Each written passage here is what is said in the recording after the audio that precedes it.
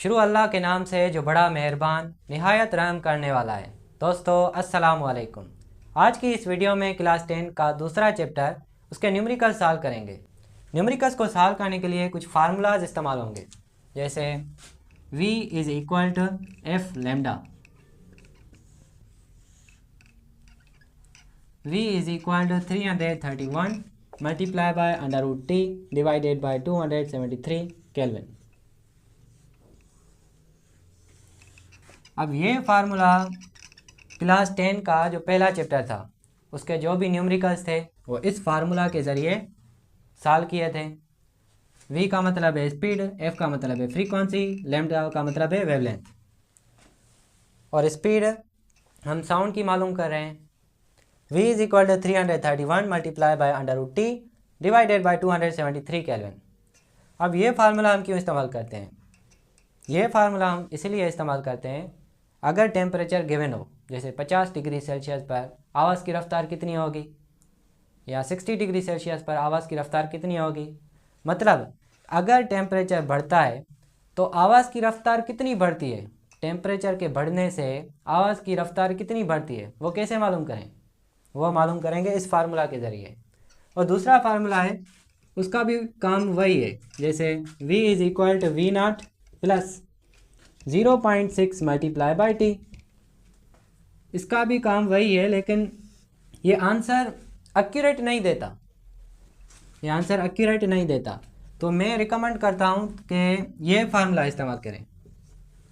उसके बाद मैं आपको प्रूव करके दिखाऊंगा कि कैसे ये एक्यूरेट आंसर, एक्यूरेट वैल्यू नहीं देता। उसके बाद v is equal to D upon T, यह भी फार्मूला है। डायरेक्ट मेथड और इको मेथड के ज़रिए साउंड की स्पीड मालूम करना। अब इन फार्मूलाज को नोट करो और पहला न्यूमेरिकल करते हैं।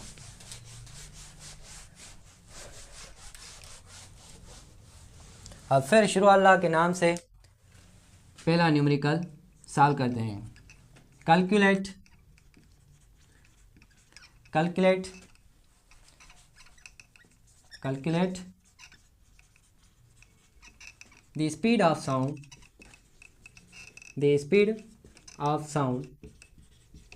at 50 degrees Celsius,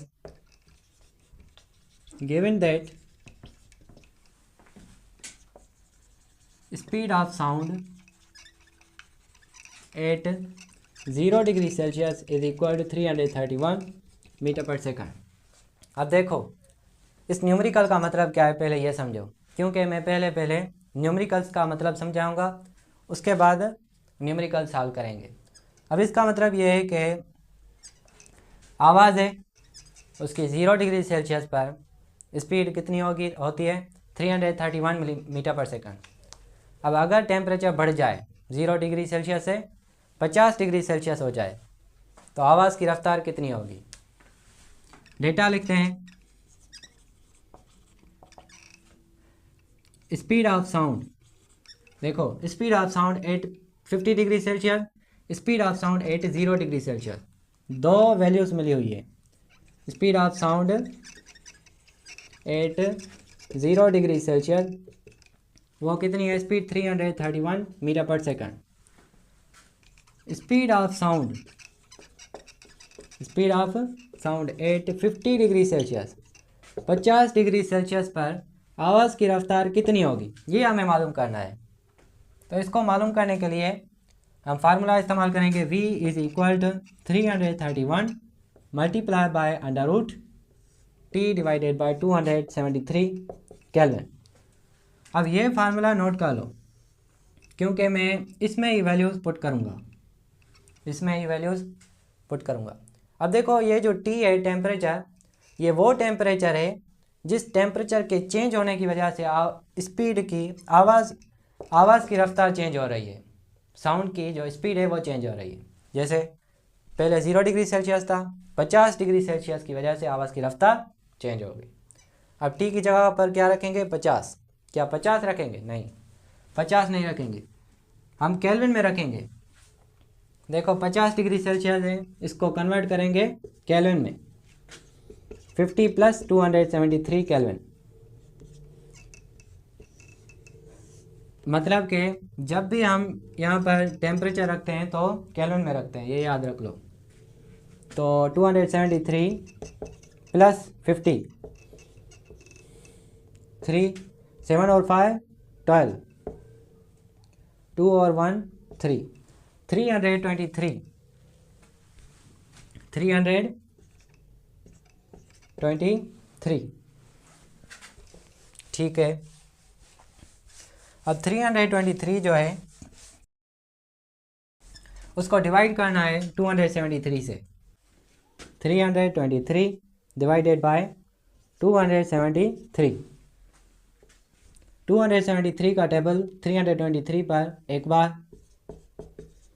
3 में से 3 गए 0, और 12 में से 7 गए 5, और 2 में से 2 गया 0। अब 273 का टेबल 50 पर नहीं लग रहा, इसीलिए हम पॉइंट देंगे और यहाँ पर 0 देंगे। अब 273 का टेबल 500 पर एक बार, 273, 10 में से 3 गए 7, और 9 में से 7 गए 2, और यहाँ पर 4 है, 4 में से 2 गए 2। अब यहाँ पर फिर 0 देंगे क्योंकि पॉइंट के बाद हम ज़ीरोस दे सकते हैं। अब 2270 पर 273 का टेबल कितनी बार लगेगा? 8 बार लगा देखते हैं। 273 मल्टीप्लाई बाय 8, 8 3 दा 24, 8 7 दा 56, 57, 58, 8 2 दा 16, 16 प्लस 5, 16 प्लस 5 21, 2185, 2185। अब 2270 में 70 से 2185 सब्ट्रैक्ट करो। 10 में से 5 गए 5, और यहाँ पर 6 था, अब 16 हो गया। 16 में से 8 गए 8, और यहाँ पर 1 है, 1 में से 1 गया 0 0। अब 1.18 आंसर क्या आया? 1.18। v is equal to 331 multiply by, ये अंडर रूट में ही 1.18। अब इसका अंडर रूट निकालो 1.18 का अंडर रूट 1.18।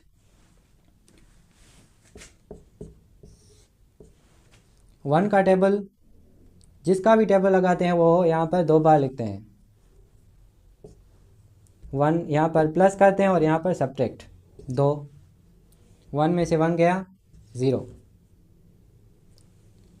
अब पॉइंट देकर 18 उतारेंगे। अब देखो 18 पर टेबल लग रहा है? नहीं लग रहा, तो हम क्या करेंगे? ज़ीरोस देंगे। ये पेयर्स में बनाते हैं, ये राइट साइड से पेयर बनाते हैं। स्क्वायर रूट हम ले रहे हैं, अंडर रूट या स्क्वायर रूट।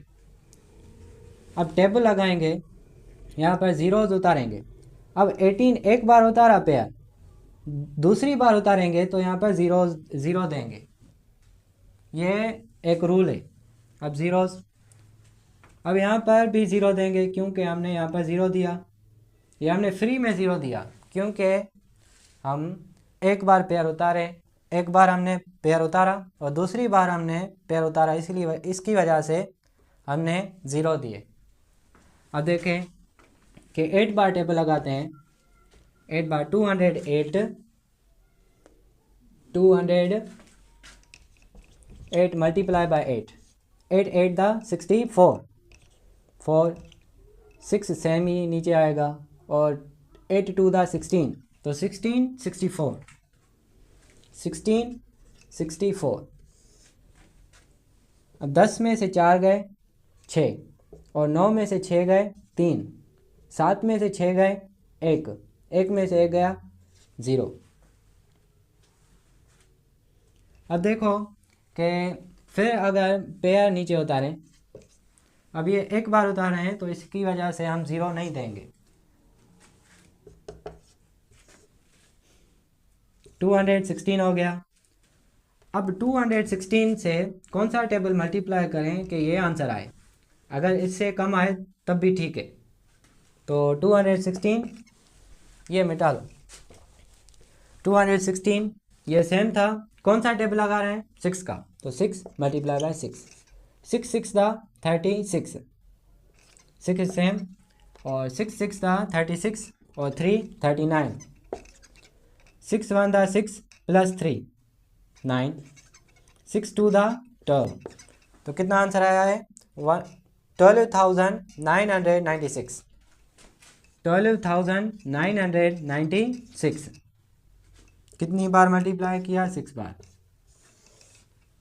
10 में से 6 गए 4, 9 में से 9 गए 0, और यहाँ पर 15 में से 9 गए 6, और 2 में से 2 गया 0 और 0, 604। तो आंसर क्या आया है? 1.086। ये नोट कर लो। 1.18 का अंडर रूट निकाला तो आंसर आया 1.086। 1.086, 1.086। इसकी जगह पर हम क्या लिखेंगे? 1.086। v is equal to 331 multiply by, अब अंडर रूट खत्म, 1.086। अब इससे मल्टीप्लाई करो। 1.086 से मल्टीप्लाई करेंगे 331। ये 1 का टेबल है, तो 1 का टेबल जिससे भी मल्टीप्लाई करेगा, जिससे भी 1 मल्टीप्लाई होगा वो सेम ही आंसर आएगा, 6801। अब 3 का टेबल, 3 6 था 81, 18, 3 6 था 18, 3 8 था 24, 24 प्लस 1 25। अब 2 सेम, 3 1 था 3। अब मल्टीप्लाई, ये सेम ही लिखेंगे क्योंकि ये टेबल भी सेम है और डिजिट्स भी सेम ही है। 8 5 2 3, 6 8 और 8 16, 8 और 5 13, 13 और 1 14, 5 और 2 7, 7 और 1 8, 8 और 1 9, 3 प्लस 2 5 3। तो आंसर क्या आया है? पहले देखो, जो पॉइंट है वो कितने डिजिट्स के बाद है? 1 2 3, 1 2 3। तो 359.466। आंसर क्या आया है? 359.466। अब इसको अगर हम राउंड ऑफ कर लें, राउंडिंग ऑफ करें, जो आपके बुक में है वो है v is equal to approximately equals to 359। इसको मैं ऐसे लिख सकता हूँ 360 मीटर पर सेकंड। तो आप देखो, टेम्परेचर के बढ़ने से आवाज़ की रफ्तार भी बढ़ गई। अब दूसरा जो फार्मूला है उसके ज़रिए ये 360 आंसर आता है, देखते हैं। v is equal to V naught plus 0.6 multiply by T. अब देखो, v सेम रखो और v नॉट कितना है? वो है 331 प्लस 0.6 सेम रखो, प्लस टेम्परेचर कितना है? वो है 50 डिग्री सेल्सियस। तो v is equal to 331 plus 0.6 multiply by 50, answer आएगा 0 0 मल्टीप्लाई बाय 6 फायदा 30 0 0 3। पॉइंट कितने डिजिट्स के बाद है? एक के बाद, तो 30 आंसर आया 30। तो 331 प्लस 30 आंसर कितना आया? 361। आप देखो कि यहाँ पर 360 आंसर आया है स्पीड का, और यहाँ पर 361, मतलब एक्यूरेट आंसर नहीं है। तो आप इसको ऐसे भी कर सकते हैं, लेकिन ये एक्यूरेट आंसर नहीं आएगा। ये आप इस्तेमाल करना चाहते हैं तो आप ये MCQ में कर सकते हैं, लेकिन ये फार्मूला सही है। v इज इक्वल टू, आपने नोट किया होगा, v is equal to 331 multiply by under root T divided by 273 Kelvin. इसको नोट कर लो और दूसरा प्रॉब्लम करते हैं।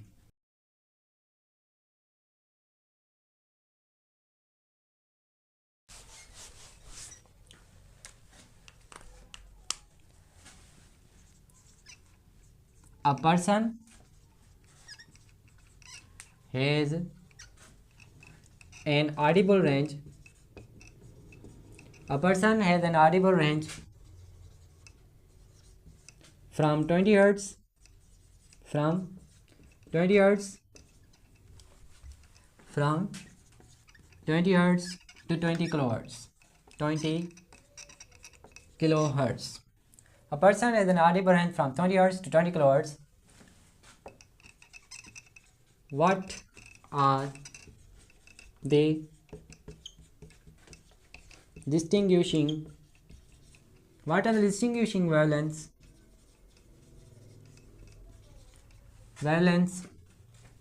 of the sound waves in air corresponding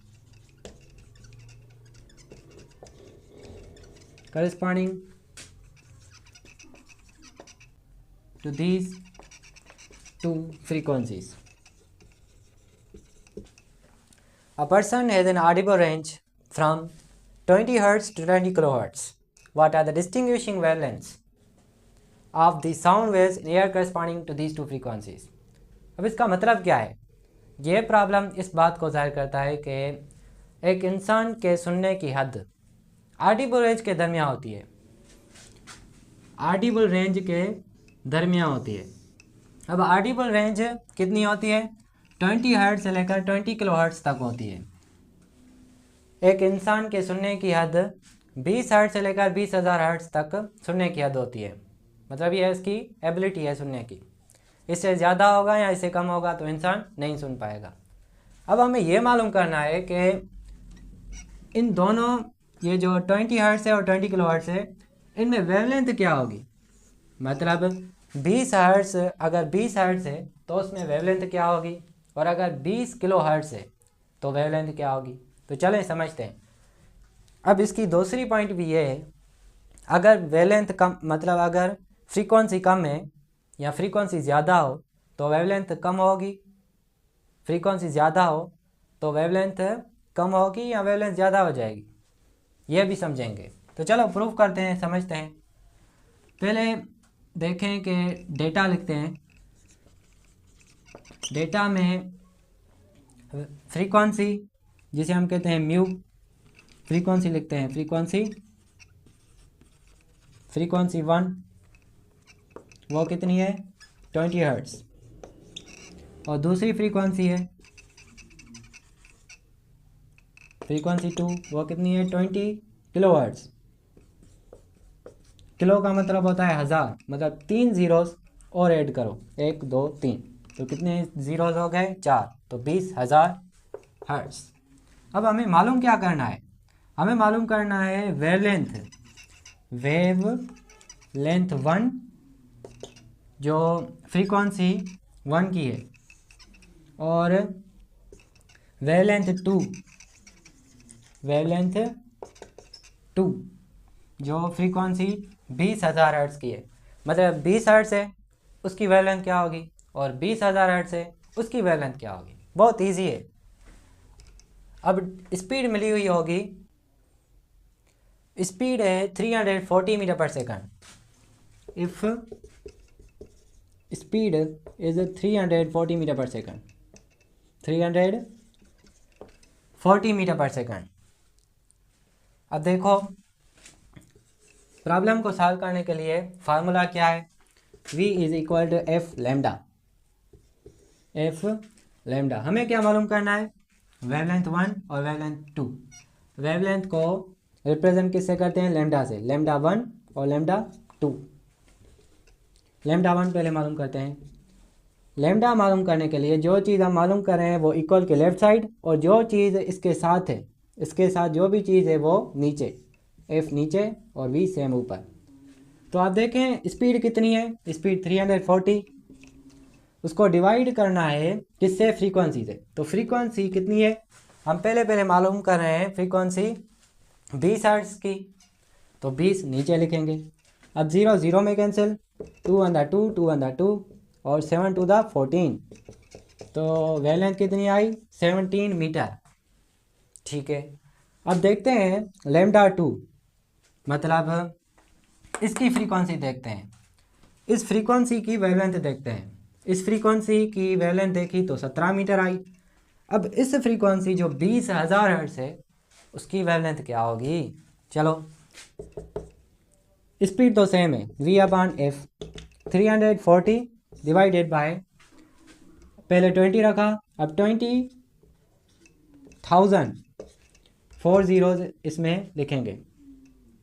अब 340 को डिवाइड करना है 20,000 से, तो 340 सेम, उसको डिवाइड करना है 20,000, 1 2 0 0 1 2 3 4 340।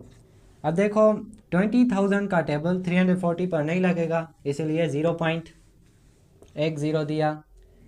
अब दूसरी बार भी नहीं लगा टेबल तो फिर 0 देंगे, तो फिर 0, तो एक बार लगाएं 20,000, 0 में से 0 0 0, 4 भी सेम और 3 में से 2 गए 1। अब देखो टेबल लग रहा है 14,000 है और यहाँ पर 20,000 है, फिर 0 देंगे, तो 7 × 14 14,000 0 0 0 0 0 0, तो आप देखें 0.017 आंसर आया, 0.017 मीटर। अब देखो ये जो न्यूमेरिकल है ये इस बात को जाहिर कर रहा है कि अगर फ्रीक्वेंसी कम होगी, फ्रीक्वेंसी 20 हर्ट्ज़ है, फ्रीक्वेंसी कितनी है 20 हर्ट्ज़, तो वेवलेंथ ज़्यादा 17 मीटर, और अगर फ्रीक्वेंसी ज़्यादा 20,000 हर्ट्ज़ तो वेवलेंथ कम, फ्रीक्वेंसी कम तो वेवलेंथ ज़्यादा, फ्रीक्वेंसी ज़्यादा तो वेवलेंथ कम। ये इस बात को जाहिर करता है। और ऑडिबल रेंज कितनी होती है 20 हर्ट्ज़ से लेकर 20,000 हर्ट्ज़। इस फार्मूले का मतलब ये है कि 20 हर्ट्ज़ और 20,000 हर्ट्ज़, 20 हर्ट्ज़ की वेवलेंथ क्या होगी और 20,000 हर्ट्ज़ की वेवलेंथ क्या होगी। 20 हर्ट्ज़ की वेवलेंथ 17 मीटर और 20,000 हर्ट्ज़ की वेवलेंथ 0.017 मीटर। इसको नोट कर लो। आइए अब हम तीसरा प्रॉब्लम करते हैं।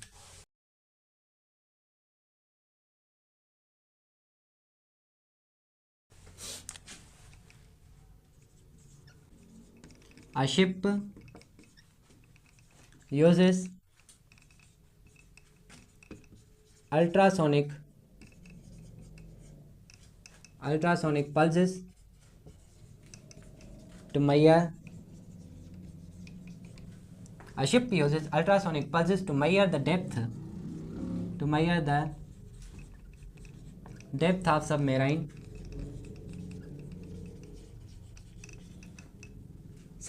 beneath the ship.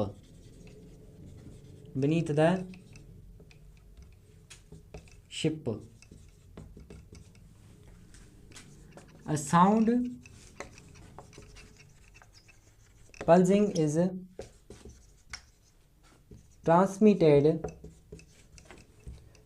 pulsing is transmitted into the seawater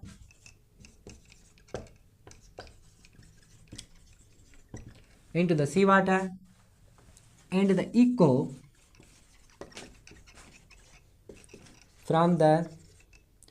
echo is received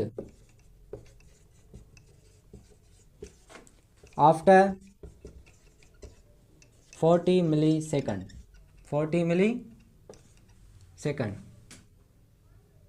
Speed given that the speed of sound is 1480 meter per second. 1480 meter per second. Calculate the deepness लिख लो या depth लिख लो of water. अब इस problem का मतलब क्या है?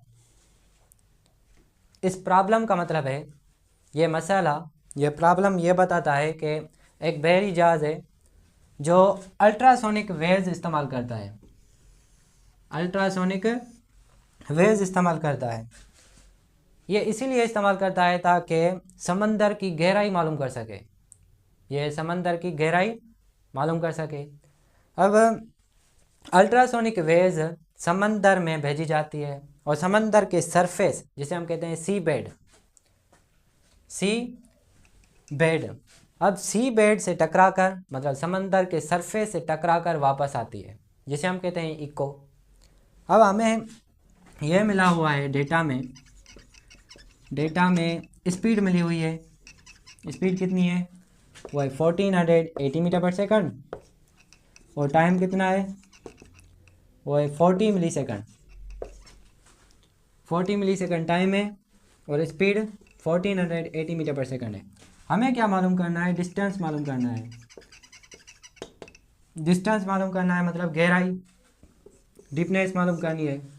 अब देखो, डीपनेस मालूम करनी है, हम टाइम क्या 40 मिली सेकंड लेंगे? 40 मिली सेकंड नहीं लेंगे। पता है क्यों? क्योंकि एक जो साउंड वेव्स है वो सरफेस से टकराने के लिए जा रही थी, मतलब ये जो 40 मिली सेकंड है ना, वो सरफेस से टकरा कर वापस आई, वो टाइम है। लेकिन हम तो वो ना लेंगे, हम वो नहीं लेंगे, क्योंकि फॉर एग्जांपल मैं इसकी लेंथ मेजर करना चाहूँ तो इस पॉइंट से लेकर इस पॉइंट तक मेजर करूँगा। क्या मैं इसको फिर ले जाऊँगा इस पॉइंट तक? नहीं, एक बार ही मेजर करूँगा ना, वही लेंथ लूँगा ना। फॉर एग्जांपल 2 मीटर आई इसकी लेंथ, फिर क्या इसको पीछे ले आऊँगा 4 मीटर ले लूँगा? नहीं। ऐसे ही ये अल्ट्रासोनिक वेव्स है जो सरफेस से टकराने के लिए जा रही थी, उसको टाइम लगा 20 सेकंड, 20 मिली सेकंड, और टकराने के बाद ये वापस आई तो उसको दोबारा 20 मिली सेकंड लगे, तो टोटल 40 मिली सेकंड थे। लेकिन एक तरफ का टाइम हम लेंगे, एक तरफ का हम टाइम लेंगे। वो कितना लेंगे? वो टाइम लेंगे 20 मिली सेकंड। 20 मिली सेकंड हम टाइम लेंगे, हम एक तरफ का टाइम लेंगे, एक तरफ का टाइम लेंगे 20 मिली सेकंड। अब देखो फार्मूला क्या है? v is equal to D upon T, distance upon time. अब हमें क्या मालूम करना है? हमें मालूम करना है डिस्टेंस, मतलब गहराई, पानी की कितनी गहराई है। तो डिस्टेंस मालूम करना है तो v इंटू टी। स्पीड कितनी है? वो है 1480, 1480 metre per second, multiply by time. अब टाइम जो है मिली है, तो 20 को मिली में कन्वर्ट करो। 20 मिली किसके बराबर होता है? वो बराबर होता है 10 पावर -3 डेसी, सेंटी, मिली, माइक्रो, नैनो, पिको, फेम्टो, अट्टो, ये प्रीफिक्सेस है। 10 पावर -3। अब ये माइनस में है, इसको मैं नीचे ले आऊँ तो ये प्लस में हो जाएगा, 10 पावर 3। अब 10 पावर 3 को मैं ऐसे लिख सकता हूँ, 10 मल्टीप्लाई बाय 10 मल्टीप्लाई बाय 10। इसको मैं मल्टीप्लाई करूँगा तो कितना आंसर आएगा? वो आएगा 1000। अब देखो 0 0 में कैंसिल, 0 0 में कैंसिल, 2 5 द 10, 2 1 द 2, 5 1 द 5 और 5 2 द 10, बाकी बचे 4, तो 9 5 द 45, बाकी बचे 6 7 8 3। तो 3 पर फिर 5 का टेबल नहीं लगेगा, इसलिए पॉइंट देंगे, इसको 0 आ गया। और 6 बार 6 5 द 30, तो आंसर कितना आया? वो आया 29.6। ये अप्रोक्सीमेटली बराबर है राउंड ऑफ करके 30 मीटर। तो समंदर की जो गहराई है नीचे वो 30 मीटर है। तो हमने क्या किया? हमने स्पीड का फार्मूला लगाया, v is equal to D upon T. हमें टाइम मालूम करना था, t इज इक्वल टू, हमें डिस्टेंस मालूम करना था, गहराई, d is equal to v into T. Speed कितनी है? 1480 मल्टीप्लाई बाय 20 मिली सेकंड है। मिली किसके बराबर होता है? 10 पावर -3। तो इसको नीचे ले आया और 0 0 में कैंसिल, और इसको टेबल्स लगाए और 29.6 आया, और 30 मीटर। इसको नोट कर लो। आइए अब हम लास्ट प्रॉब्लम करते हैं।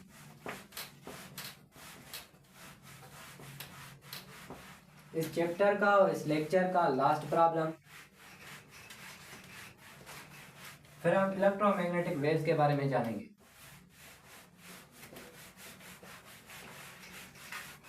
इलेक्ट्रोमैग्नेटिक वेव्स के बारे में जानेंगे। अब जो लास्ट प्रॉब्लम है, स्मॉल लेटर्स में लिखता हूँ, स्मॉल राइटिंग में लिखता हूँ।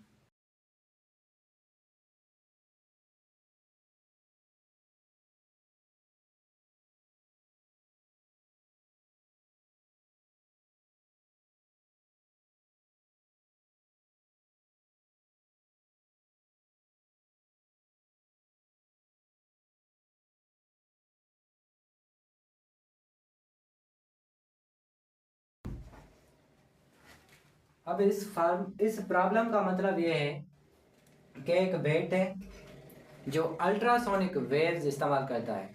अल्ट्रासोनिक वेव्स इसीलिए इस्तेमाल करता है ताकि वो डिस्टेंस मालूम कर सके अपने शिकार से लेकर कितना डिस्टेंस है। फॉर एग्जांपल जैसे एक बहरी जहाज अल्ट्रासोनिक वेव्स इस्तेमाल कर रहा था, वो क्यों इस्तेमाल करता है? इसीलिए ताकि वो डिस्टेंस, गहराई मालूम कर सके दरिया की, समंदर की।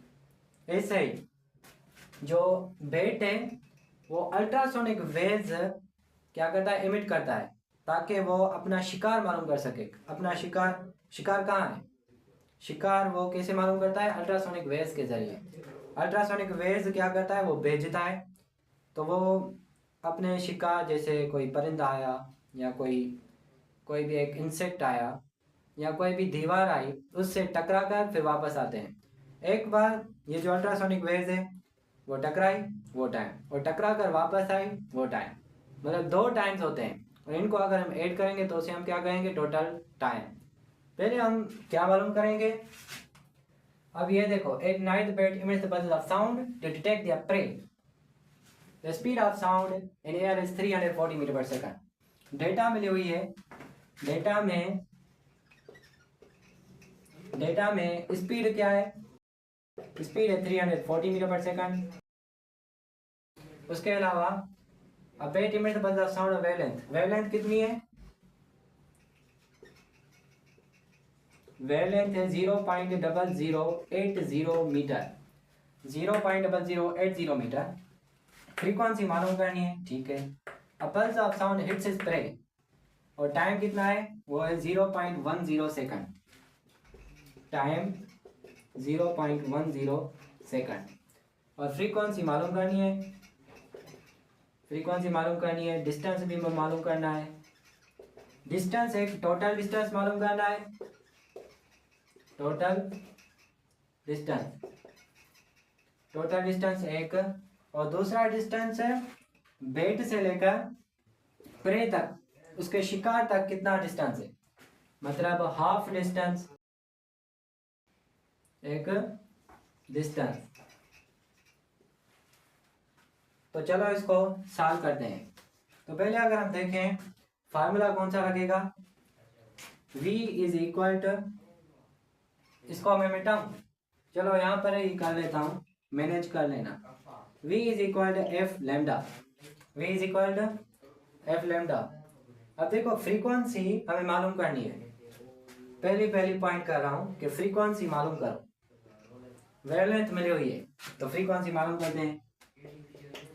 अब जो भी चीज़ फ्रीक्वेंसी के साथ होगी वो इक्वल के लेफ्ट साइड, और जो चीज़ हम मालूम कर रहे हैं वो नीचे। जो चीज़ मालूम कर रहे हैं वो इक्वल के लेफ्ट साइड, और जो चीज़ मालूम कर रहे हैं उसके साथ जो भी चीज़ है वो नीचे। तो लेमडा जो है वो नीचे और V सेम। अब देखो स्पीड कितनी है? Speed 340 metre per second. 340 divided by wavelength कितनी है? वो है 0.0080। वेवलेंथ है 0.0080। ठीक है। अब चलो इसको डिवाइड करते हैं। यहाँ पर डिवाइड करके वैल्यू लिखेंगे 340 डिवाइडेड बाय 0.0080। अब देखो कैसे डिवाइड करें। पहले हम क्या करेंगे, पॉइंट देखो, जितनी बार पॉइंट ये आगे जाएगी उतनी बार ये जीरोस बढ़ेंगे। तो आप देखो, एक बार पॉइंट आगे गई तो 0, पॉइंट फिर आगे गई 0, फिर 0। अब जीरो जितने हो गए, यहाँ पर 8 हो गया। तो 3,40,000 को डिवाइड करेंगे 8 से, तो 4 8 दा 32, 34 में से 32 कैंसिल करो तो 2 बचेंगे। अब 0 से हम उतारो।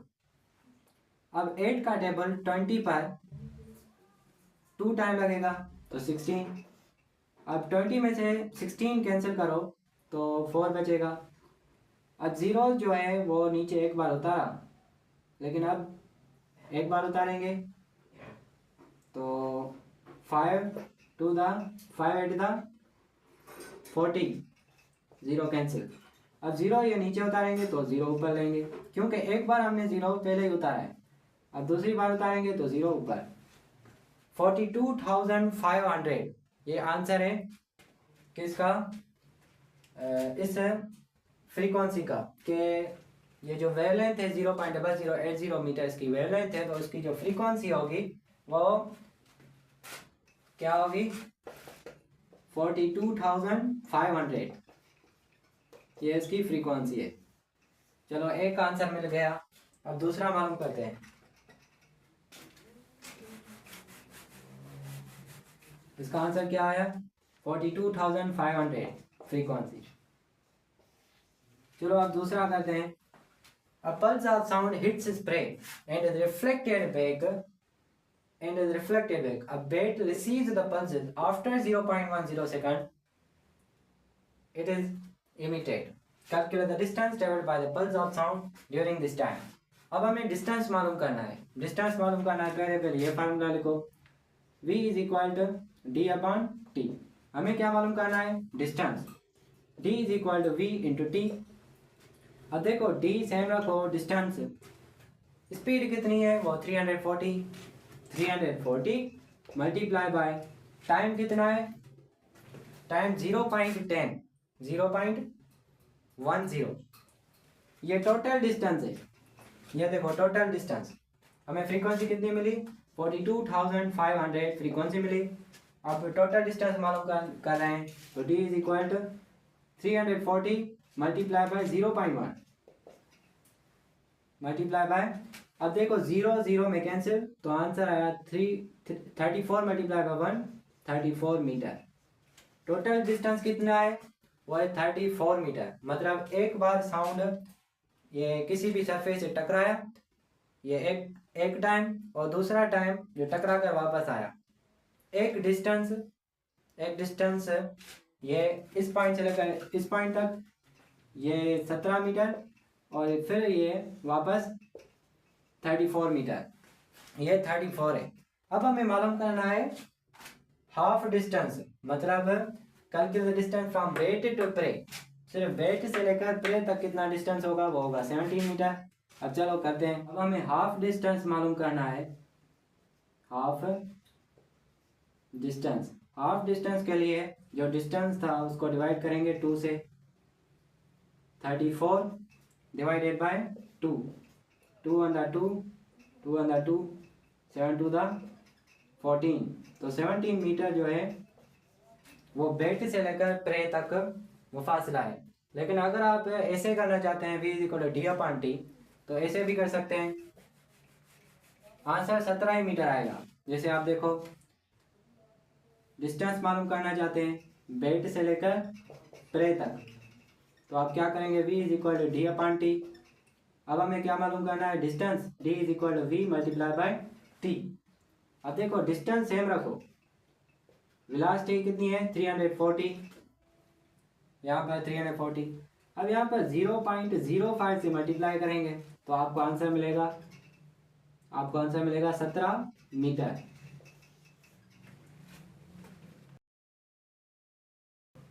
तो आज की वीडियो में हमने न्यूमेरिकल सॉल्व किए। अगर आपको ये लेक्चर अच्छा लगा हो तो लाइक करना, शेयर करना अपने दोस्तों के साथ। See you in the next video.